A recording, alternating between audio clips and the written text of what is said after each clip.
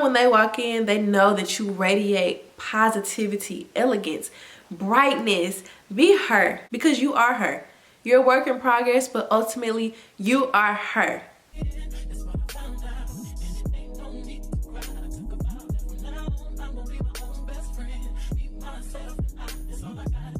Hey y'all, welcome back to my channel. My name is Hannah, and if you are new to the channel, welcome to today's video. If you click this video, then me and you are probably a lot alike. We've reached fourth quarter. We're going back over all of our goals that we set this year, all the things that we said we wanted to do, all the things that we wanted to do, and we're kind of just going through our checklist of did I do it, why didn't I do it, and how can I set myself up to make sure that I get it done next year. Y'all, 2023 has been one of those years that it has truly shown a lot of growth. But going into 2024, you and I are about to experience our best years to come. We are glowing up mentally, physically, emotionally, and we are just gonna make this year and all the ones after it the best of our lives. So if you want more videos like this, make sure you leave a comment down below, and let's go ahead and get into today's video. So as always with my sit down videos, I have learned that I need to make a list because I just can't remember. There's something about getting older that is just like, girl, I can't remember anything. I said that like I was 50, but I'm literally 23.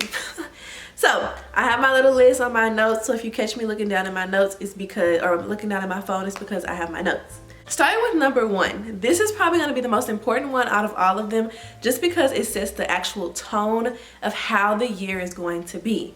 Prioritize your peace and your sanity. Y'all, you have got to learn to be a little bit unbothered by certain things. You have got to take things for what they are and people for who they are.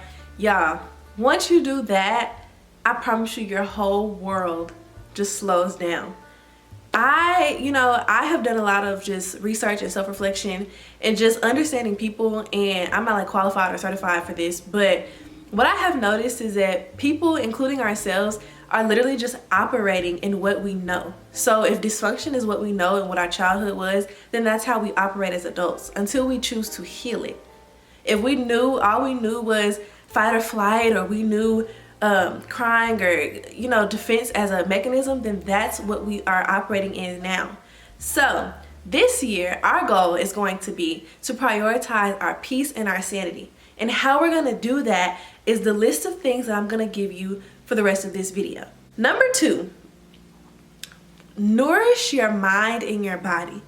When I say that, it's not only about what you put in physically, it's also about what you put in spiritually, emotionally, what you read, what you see. One of the biggest things for me has been making sure that I fuel my body with not only the right things to eat and the right type of meals, but also to make sure that I'm also having those bad days too. Eating good, eating healthy doesn't always mean eating the most cleanest. Some days you do have to give yourself a cheat day. Some days you have to just resort back to that childhood snack that you just missed because it brings you comfort. Nourishing your body has to do with just what you take in visually, emotionally, having the right type of people in your corner, having your social media timeline feed, follow people that nourish the things that you like. I have really gotten to the point where my timeline, like my Twitter feed, literally is a lot of quotes that have to do with either love, being in love, has to do with emotional wellness, or things to do with God. There are a few points on there that have to do with crazy things that people put online, and yes, they're funny, and like, girl, like, we all laugh. I'm not gonna sit here and lie and say like it don't be funny and I don't want to laugh. Like, I do, but I also know that majority of my timeline is to mentally help me, because I am one of those people that can get sucked into the trap, into the this looks good and that looks good, and I don't want that feeding my mind or my energy or my go-getter mode. Along with this, number three, formulate a healthy diet.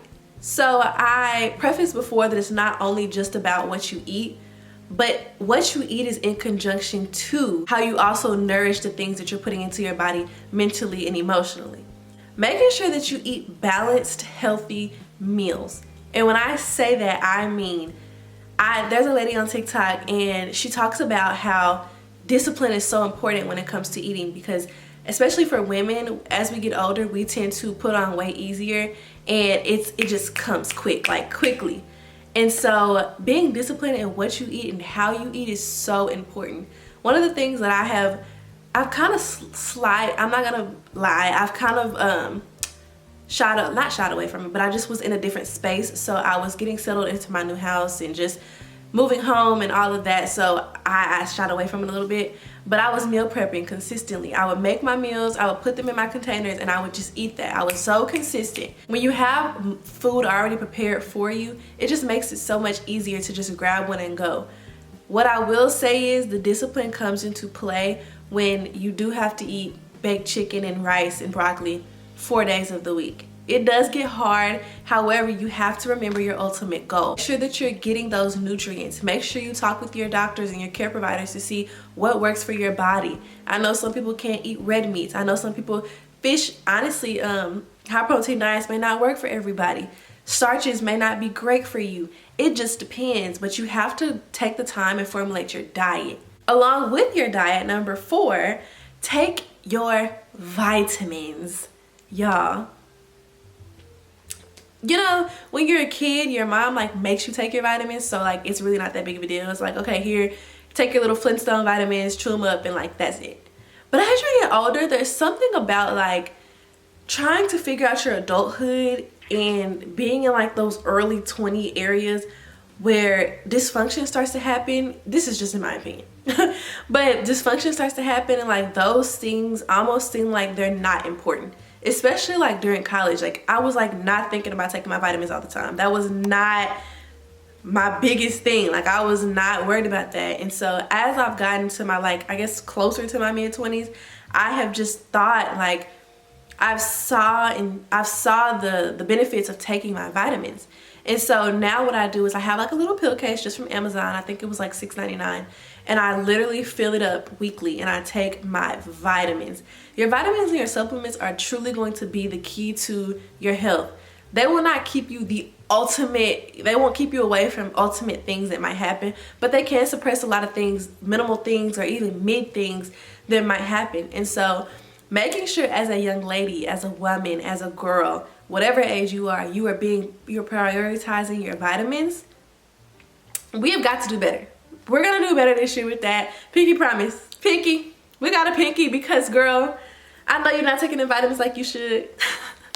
Number 5, set your appointments. Girl. Now let me talk about it. Let me be real for a second. Ever since I reached the age of probably like 20, like within the last, probably COVID, when COVID happened, setting an appointment and actually going to the appointment has been so hard for me. For whatever reason, I hate, as a kid, I loved going to the doctor and the dentist, and like I feel like that's such an odd, unusual thing, but I did. Like I loved how nice they were to me. I loved the experience. Like I was so fascinated with it, and so I just loved going to the doctor. But as I've gotten older, I feel like sometimes that going to the doctor is such, I think when you get older, it becomes a little more invasive because there's so much more that there is to talk about. Like when you're 6, like it's just like, are you sick? You know, how are you feeling? This, that, and the third. But like when you're like 21, like it's like, okay, are you sexually active? Do you want to get tested for diseases? Like if you kiss, like, you can get this. If you do this, and it's like, oh my gosh, like, ooh. And so for me, I also think just making sure that I prioritize not my routines, girl, not my routines, but yes, my routines, but not my routines, my appointments. I think that prioritizing your appointments and making sure that you have those scheduled will really align with just making sure your overall health is well. Your health and your wellness as a woman is so extremely important. There's so many times that you just overlook certain things because you're unaware, you don't know, or you should have went to the doctor. I've seen so many different, you know, not controversies, but stories about women who, you know, hadn't been to the doctors in years. Women that I know around, you know, in my family or in my circle. And I'm just like, oh my gosh, like, how did you not know? And it's because they didn't go to the doctor for years or months or however long. And so for me, I know that's one of my biggest goals for the upcoming year is to make sure that all my appointments are set out, and that no matter what, I make sure that I get to those appointments and I go to those appointments, and that my doctors are people that I really trust and love and are just comfortable with. I think that that's another reason potentially why appointments can be so hard, is that you just don't necessarily have that close relationship with your doctor. So make sure you take the time to just get to know your doctor, look at the reviews, you know, even some family referrals of women in your family that have some great doctors in your area. I highly suggest that, just to make sure you are seeing someone that cares about you and that will do the best they can at your appointment. Number 6, I believe I am guilty of bad. I'm so guilty of doing this. Girl, we gotta stop eating out so much. I know we don't want to do it, but it has to be done. I am a sucker for a couple different places. I love a good Raising Cane's chicken tender. I love me a good Jimmy John's sandwich. I love me a good sweet green salad. I love Chipotle. See, the inner fat girl in me talking. Like I love to eat. Especially like with convenience, because I don't really like to cook. Like I can cook, I can throw down, but I don't like to. And so sometimes I get caught up in the whole fact of just, oh, let me just quickly go get something. But there's so many processed foods, it just weighs on you heavy. And although I know a 4-piece from Cane's would satisfy me, it's so not good for me. It also just breaks the bank as you continue to look at it. I've seen my bank account in a month, like I've spent like $500 on food, and it's like, girl, what are you eating? At that point, you're eating out every day, and that's just unhealthy physically and to your bank account. Like, you're not gonna have any money if you just eat out all the time. And honestly, it's so much healthier and so much affordable for you to just make your meals at home, meal prep them, and then eat them as you go. One thing that I like to do, like right now, I have my meals in the fridge. I have just like chicken. I have like 8 pieces of chicken, and that's gonna be my lunch or dinner for the next like 4 days. And although I do not want to do that, it makes the most sense financially, physically. It just makes it makes life so much better. I know it's hard, but that's one thing that I really am striving to cut out this year, or this upcoming year, is to cut out how much I spend on going out and just leave a certain amount of budget for maybe fancy dinners or going out to dinner with my girls, but not everyday unnecessary fast food runs. Fast food is not good for you, and we could do so much without it. Along with speaking about budgets and spending money on food, we need to talk about budgeting. Now, I'm probably not really qualified to talk about this because I spend entirely too much money. But hear me out. Hear me out. We're changing it. I was in denial for a minute about like how I spent so much money. And I don't necessarily spend a lot of money. I think at the time that I was spending a lot of money and got into a little bit of a rut, other bills did play the factor into it. But saving money had got to a point where it was really hard for me to do because I did spend so much money that I was constantly dipping into my savings account. So what I'm doing this go around is making a list of everything that I actually need to pay, paying those things, and I want to start cash stuffing my savings. So I want to take money out of my account, save it into different envelopes for different things, and have like a different savings for each thing, if that makes sense. So I ultimately want to keep a certain amount of money in my account, but I want to pull out money for like my nails or my hair and make them their own savings area, so that in the event I ever need to pull money from anywhere, I can pull money from my nail envelope, or I can pull money from my hair envelope. But that's only savings emergency money. I have to do better with saving. I honestly have not been the absolute best example of how to be a great saver within the last year, and honestly this year has probably been the worst year that I've done with saving money. But going into 2024, with my plan, with my strategy, I will execute how to save money. I need to keep a certain amount in my savings account.